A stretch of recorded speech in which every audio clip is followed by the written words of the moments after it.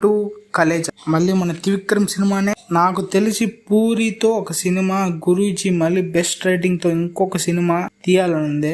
Movie గురించి మాట్లాడితే ఒక్క వర్డ్, ఆ screen play, dialogues, character design, నువ్వు దేవుడు స్వామి. బాబుని కామెడీ యాంగిల్ లో చూసాం, చాలా బాగా అనిపించింది. అండ్ మణి శర్మ బీజిఎం అయితే మైండ్ లో రన్ అవుతుంది. నెంబర్ వన్ నేను ఒకనే. తెలుగు ఆడియన్స్ అంతా ఇంగ్లీష్ మూవీ చూస్తున్నట్టు ఉంది అన్నారు.